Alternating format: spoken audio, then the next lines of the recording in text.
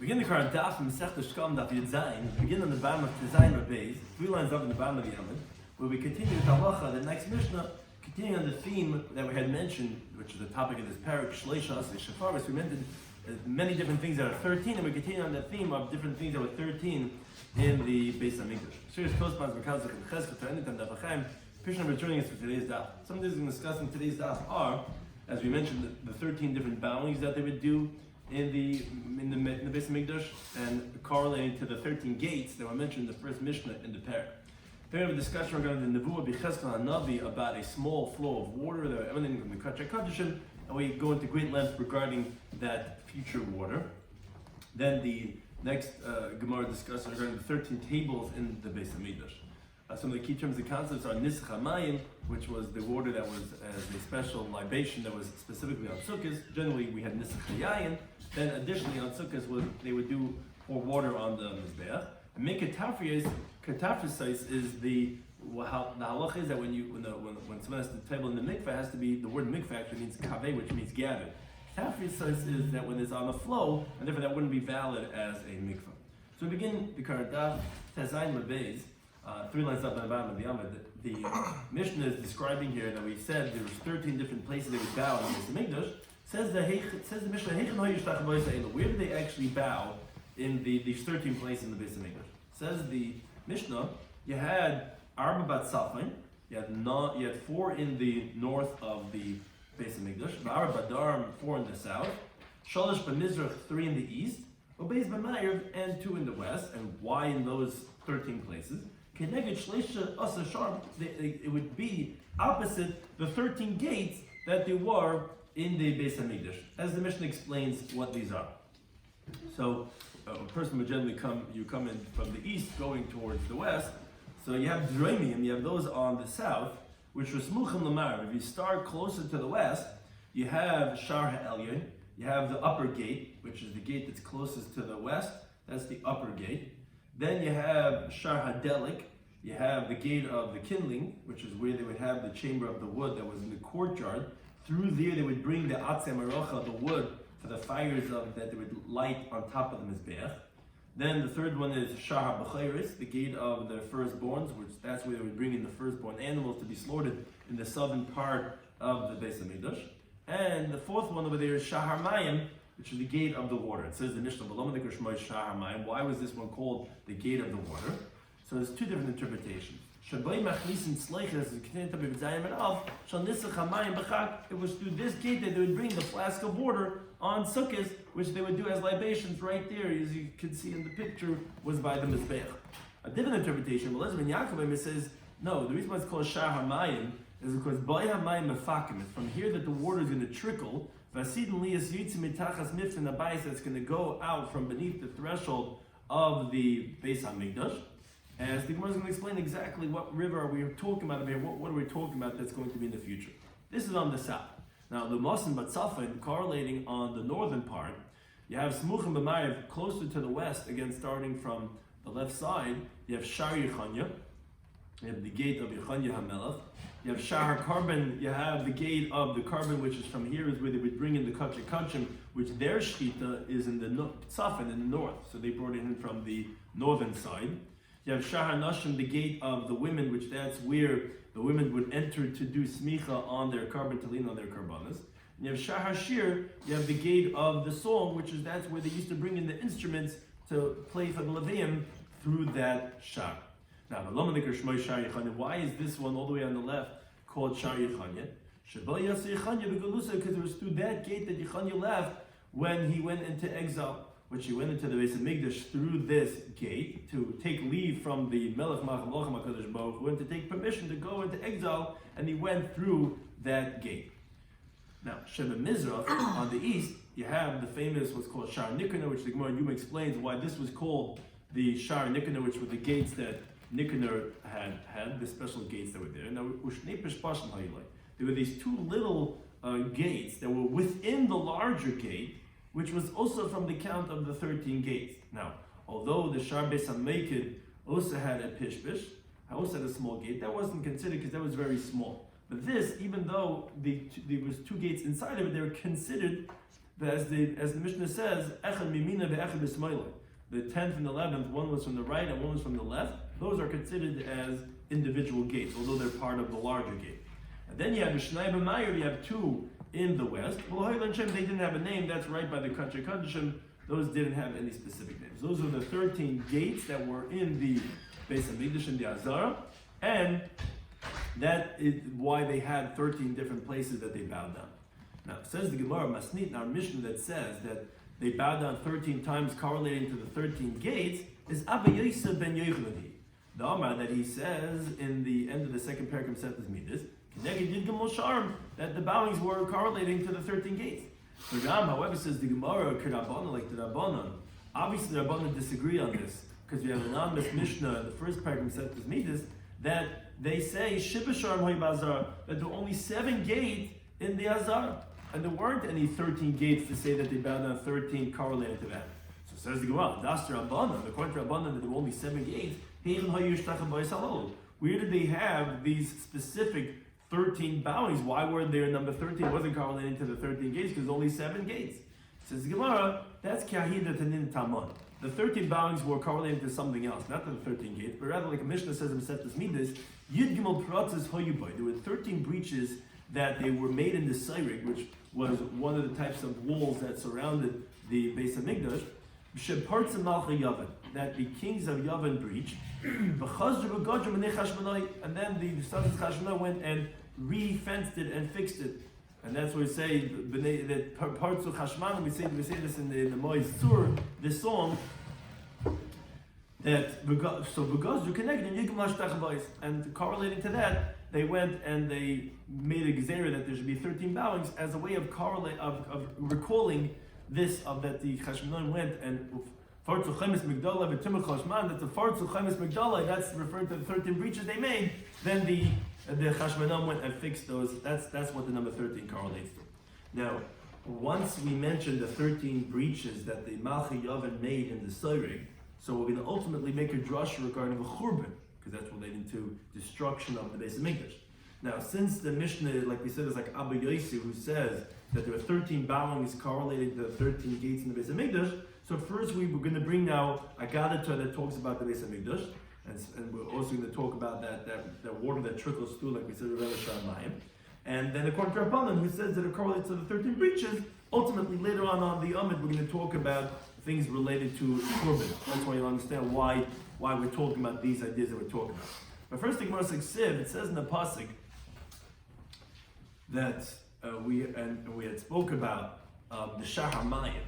So there's a pasuk in Zechariah that says, and we said that one interpretation of Shahar Mayim is because the water is going to trickle out of the Beis HaMikdash. It's going to start a whole stream of water over there. So we go into great length discussing these psukim over here. It says in Zechariah, it's going to be on that day, Yetzu Mayim Chayim Yerushalayim, it's going to come out spring water, live water from Yerushalayim. So Tani will in the Brisa explaining what's exactly going to happen. The base kach mad ad pareches, from the holiest of the holiest until the pareches, until the curtains, kikarne silai v'chilai is going to be like the horns of the snails, which their horns are very like their antlers are very small. Then that's how narrow the water is going to be. Min pareches and the vechazam. Then going from the curtain, which is what separates the kach from the rest, from the curtain till the mezbechazav, till the golden altar, which is in the Heichel, is like the antlers of the locust, getting a little bit bigger. From the golden altar until the courtyards of the Beis HaMikdash is like a warp thread, which again is getting a little bit wider. From the courtyards until the threshold of the Beis HaMikdash is like a woof thread, which is a little bit wider type of a thread. From here on, it's like coming out of a flask, which means it's getting stronger and stronger and wider and wider. Which the pasuk says in Yechezkel regarding that water, behold, the water is trickling out from the right shoulder, which means from the south, because we're talking about B'tseisa Ish Kadm, we're talking about when the person is leaving toward the east, so then the south is on his right. The kav biyadai, and he has the line in his hand. But Yom Elef Ba'ama, he's talking about a prophecy over here, Cheskel, where he had been taken by the Malach, and he saw this vision about this river that we're talking about, that's streaming out of the Beis Hamikdash. So, Yom Elef Ba'ama, he measured 1,000 amma, and he took me through the water. How deep was the water over there? There was Me'av Sayim, that was water that reached up until at Karsula, till the ankles. Yom Elef, and then again, we measured 1,000 ammas, meaning they kept on going down this river, another 1,000 ammas. So, they took me through the water, Me'brachaya, which is Ad Brachaya, up until the knees. Yom Elef, again, they measured 1,000 ammas, which is Ad Masnaya. Again, we keep on translating what the pasuk is. He took me through the river that was up to the waist. From there on, Yom Elef measured 1,000 ammas, was a river that I couldn't pass. Even large ships could not pass through, not just through the Suez Canal. This was something couldn't go through, no matter where it is. It couldn't get through. What's the reason? Like the pasuk says in Yeshaya, and that even a mighty vessel will not be able to pass by. Why? Because like the pasuk says, Ki go hamayim meisachu, because the water has swelled its waters of sachu. It says Ma'al meisachu. It means milosher. The word sachu means from swimming, because the water is so, the tide is so high and the water is going so strong that no one could swim over there. Well, Amar Rav Chaim says, Ba'asrin, in our place, Kor l'shayata, they call a swimmer, Sachvana, so you see that the word sachu means to swim.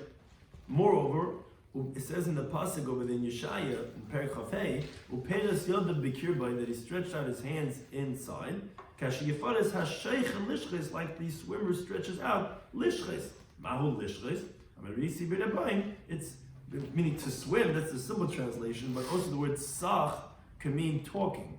It's mayim de mismalin ba'oma. It's water that talks in the world, either because of the great pirsum, it's going to be well known, so people are going to be speaking about this water, or like the Gemara is going to tell us shortly. Again, we're talking about this river that's coming out of the Kachikachim. It starts off as a little trickle, it gets bigger and bigger and bigger and bigger and bigger.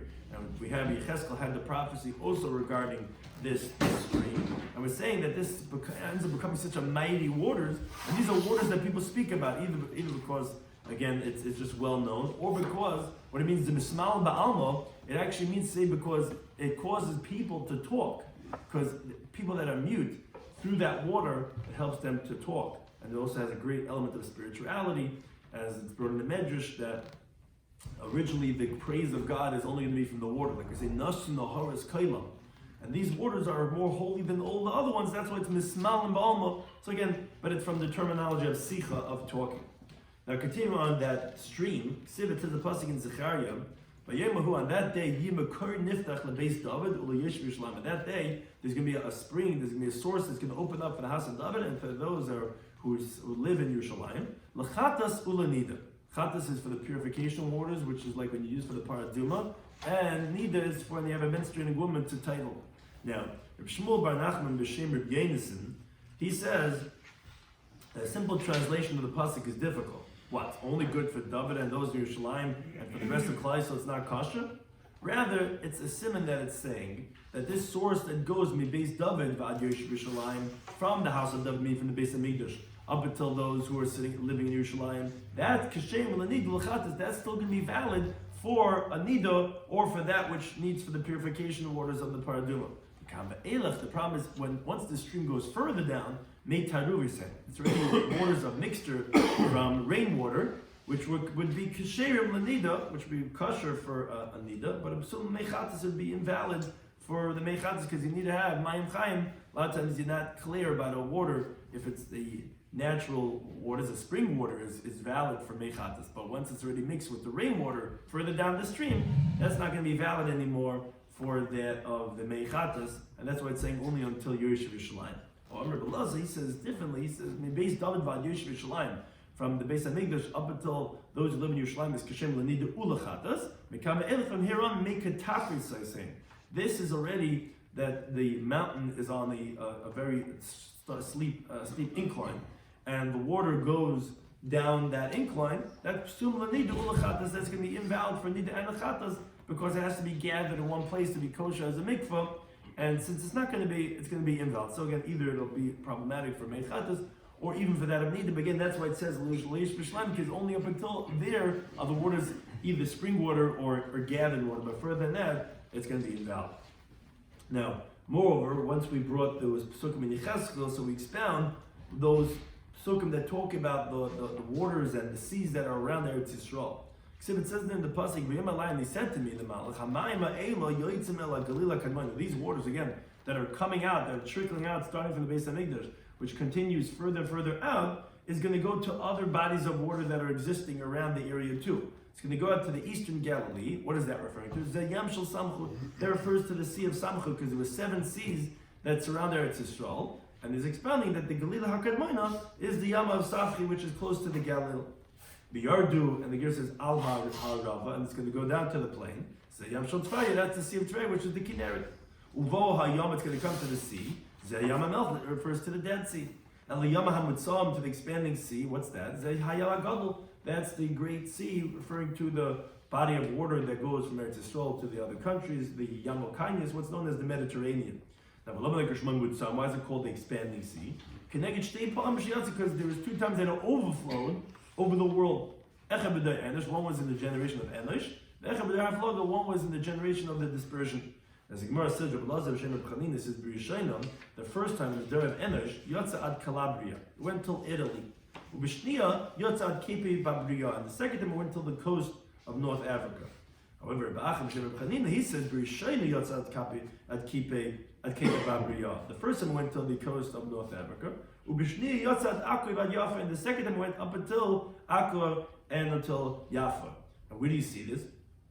Because the pasuk says in Eiv, Ad Pai Savai V'Loi Seisav.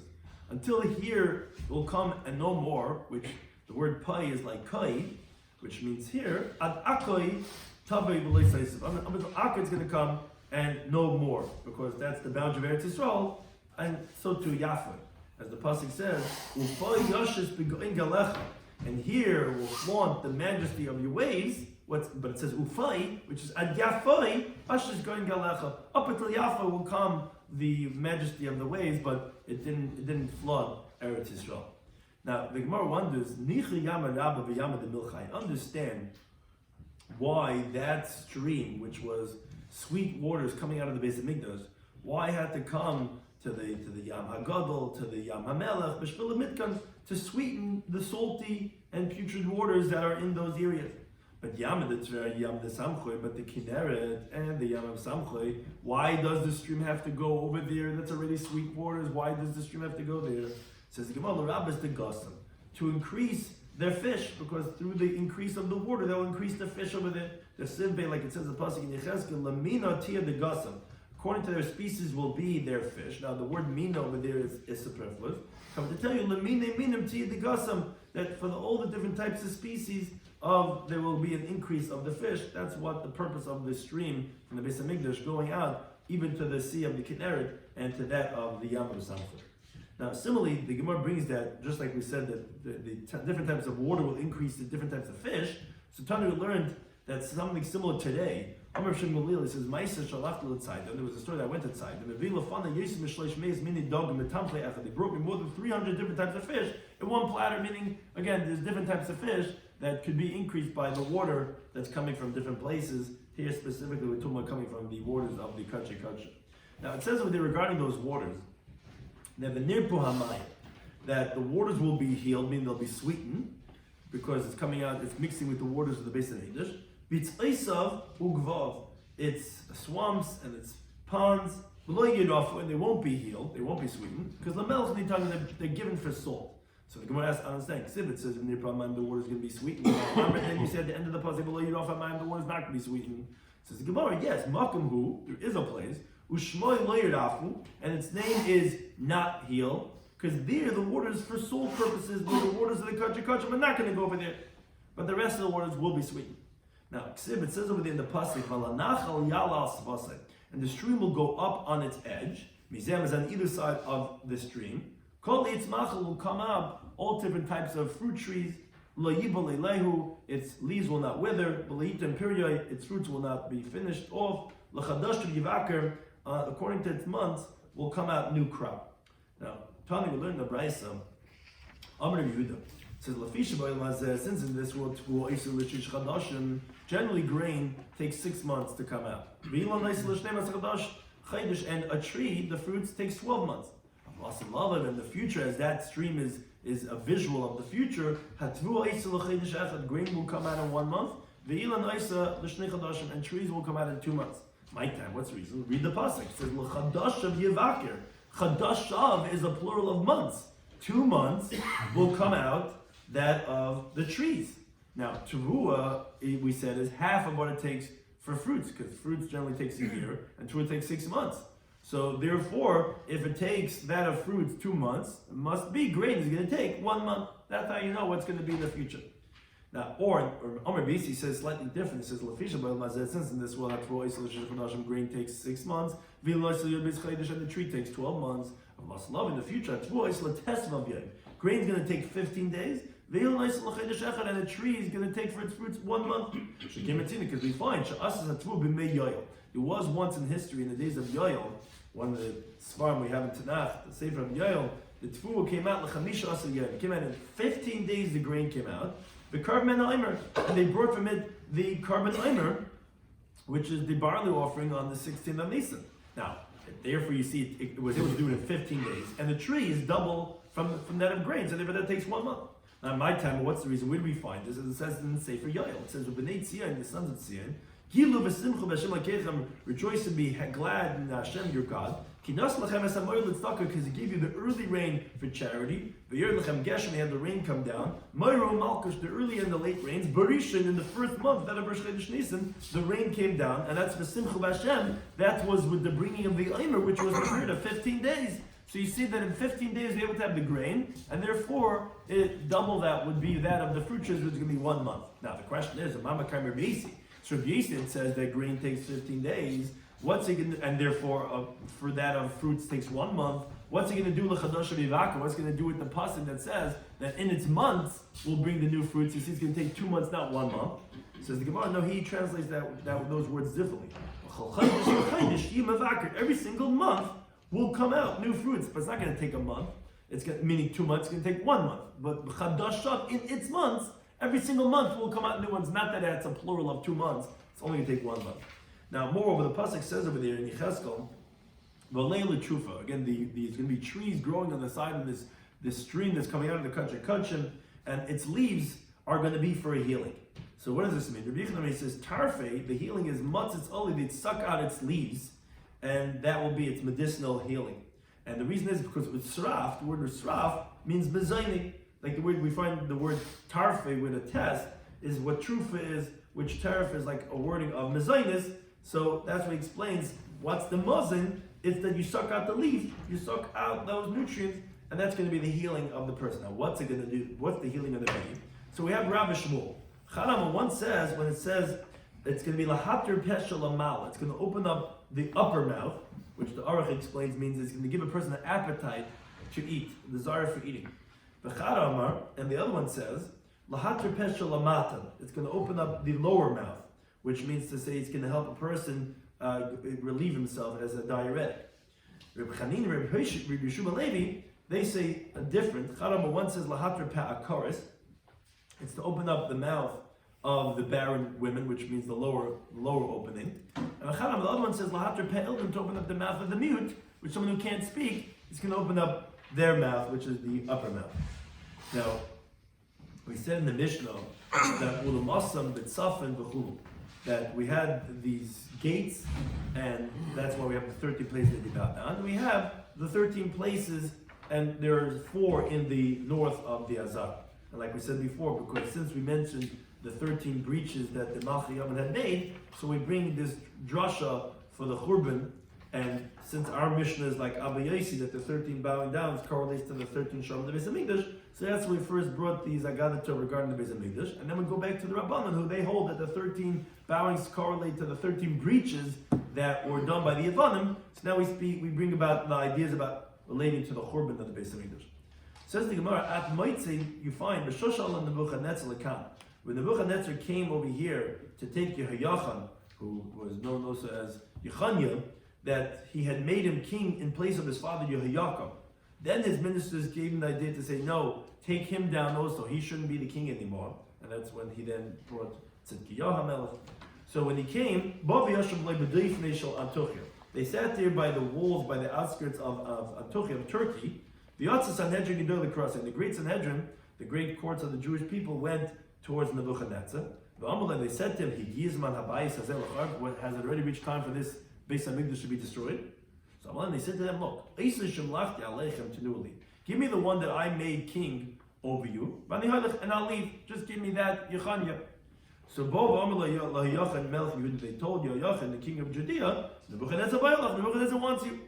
Once he heard this, he took the keys of the Beis HaMikdash, went up to the roof of the sanctuary, he said to Hashem, Master of the world, in the past we were faithful to you, and your keys were given over to us.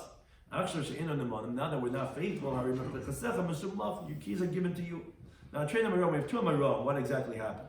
Chadam one says Zarkon v'Oilo Yardu. He threw it up and never came back down to show that from Shemayim they were masking to him that you're not faithful anymore. But Chadam one says they came like a hand and took it from his hand as if we don't want your service anymore. Like even sure though, because it became them big. Once they saw all the Chayri Yehuda came. Once all the noblemen of Yehuda, of Judea, they saw this, that from Shemayim, the masking, they agreed that the Jewish people are not faithful anymore to safeguard the Beis HaMikdash.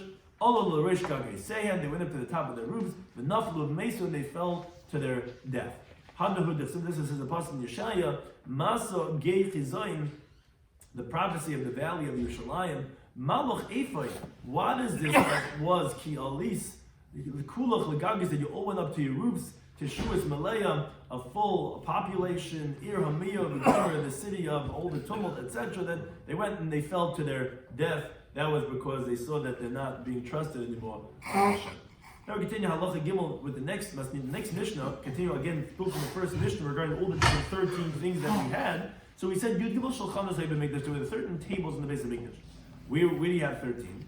So you have Ches Shel Shayish. You have 8 that were made out of marble, but based on Mitpachayim by the place of the butchering, which is, if you see it in the pictures, in the northern part of the, right where you see the Mizbeach, further along the, closer to the east, closer to the northern side, which was the place where they would do the butchering, that's where they would wash off the intestines, and additionally that's where they would skin the animal and dismember the animal. It's just that this had a more permanent utility, that they would wash in it, and they would leave it there until it was sacrificed, so therefore they call it that. That's where they would wash the intestines. That's where you had 8 tables over there. Then you had Ubeis B'mar V'Kemesh. Then you had 2 in the west of the ramp. Echad Shel Shayish and Echad Shel Kesef. One was made out of marble and one was made out of silver. Al Shel Shayish, listen to say, on the marble one, they would put the limbs, after they dismembered it, they put all the limbs over there until the Kohen would bring it up onto the Mizbeach. Al Shel Kesef, Klei, and the other one that was made out of silver was used for the service vessels, that every single morning, as the Mishnah teaches us, they would take out the service vessels they would need to. They would put it on one of those 2 tables that was made out of silver.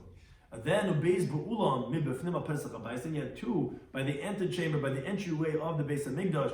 They had 2 tables over there, Achad Shel Shayish and Achad Shel Zam, one made out of marble, one made out of gold. Al Shel Shayish Nosin Lechem upon Mechnisasei.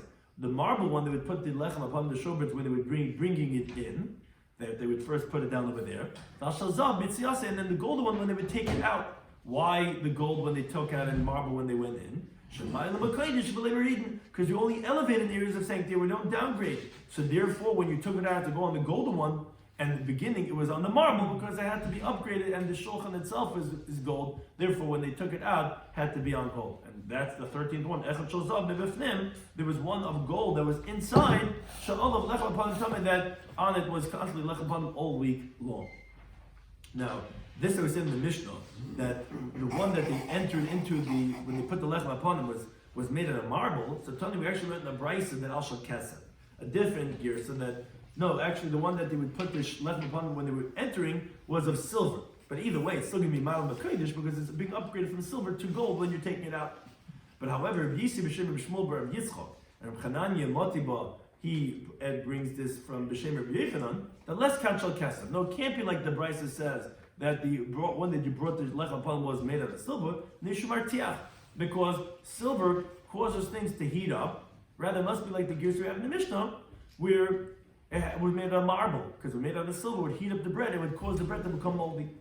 Which the Gemara says, well, Leikin Tani, what's the problem if it was made out of silver? Didn't we learn in the Brisa that Ze'achad min Anis Mishanasa Beis HaMikdash? This is one of the miracles that was in the Beis HaMikdash. Shekashem Shlo Yumanich Neseichaim. Just like they would put the bread down when they baked it, and they would put it down on the shulchan hot. A week later, when they took the bread off, it was still hot. Shlomo says in the pasuk in Shmuel Aleph, lost some lechem chayim b'yom hilakchay, to place the warm bread on the day that they took it. So what do you mean? You're telling me that it's a problem about becoming moldy? It was hot all week long, and you see that it miraculously would not become moldy. Says the Gemara, says, we don't recall the acts of miracle. You're right, miraculously that's what happened, but our job is to make sure we do the most of our hishtadlus, and therefore it can't be that the bread, that the table that you put on was silver, because that would cause it to become moldy. It must have been that of marble. Now, related, the Gemara brings an interesting question. Let's say let's say there was no bread to be put onto the table the next week for the next week's lechem upon. If you think your studies what the question is, but what's the halacha? Can you leave it for the following Shabbos? So according to the Tigach Chad, we're talking about regular kosher lechem. Could you leave it for the next week, and that it should not become invalidated by lina, by being left over, even if you put it on the shulchan in its appropriate time, or is it going to become possible by lina because you left it over? It's supposed to be taken off by the time of the next Shabbos. You're leaving it for the following Shabbos. So Malaini said to us, it says in the pasuk in Shemais, when the sata al shulchan lechem upon, you're going to put on the table the showbreads, which those are the lechem that was on the shulchan, lefana, in front to be tamid constantly, meaning tamid, even though it's for many days. Really, Tigach takes out the next words, lechem panim afil apostle. But what he's saying is that even l'katchil, you can leave it there for many days, because the pasuk most definitely is talking about that you put it on their kil chasle, because it says in the sata lechem, you put on the bread, etc., which is kosher bread, and even so it says tamid. What's the word tamid coming to say? That you're allowed to leave it there, even initially, as long as you want to, and it's not going to become invalidated by lina, by being left over the time that it's supposed to be taken off. Now, the Gemara brings a brisa. Asar shulchanas asar Shloimo. Shloimo made 10 tables. Besides that, the Moshe Rabbeinu made, he made his own 10 shulchanas. Just like it says the in Dibur Yom Beis. It says v'yas shulchanas asar. He made 10 tables. V'yanach behechel. He put into the sanctuary, which is where the shulchan was, the menorah was. Chamish mimin, 5 on the right, famous well, and 5 on the left. Now, says the Gemara, in Tema, if you're going to translate this pasuk, what does it mean 5 on the right, 5 on the left? Chamish b'darim, 5 in the south. Ve'hebetzaf, and then 5 in the north of the opening of the entryway of the Heichel. But the shulchan is only kosher in the Beis HaMikdash in the northern part. Like it says the pasuk in Shemais. That's a shulchan titan al tzal tzafin, says that the table has to be put on the northern side, and the entryway of the Heichel was in the middle of the Heichel in the eastern wall. And it comes out that the 5 tables that would be in the left of when you're coming in would all be in the south. So what does it mean 5 on the right, 5 on the left? It can't be 5 on the right of the opening and 5 on the left, like we said, because then you'd be having in the Durham. Rather, it means to say you have 5 on the right of Moshe Rabbeinu Shulchan and 5 on the left of Moshe Rabbeinu Shulchan, but they're all in the northern part of the Heichel. Now, even so, says the Gemara, although there was these 10 tables of Shloimo, where would they put the actual lechem upon them? It was only on the shulchan that Moshe Rabbeinu had made. Shlomo says in the pasuk in Melachim Al, says that's a shulchan asher Allah lechem upon, on the table that on it in the singular is a lechem upon them, was that one shulchan that they had from the days of Moshe Rabbeinu. However, Yehuda, he actually disagrees.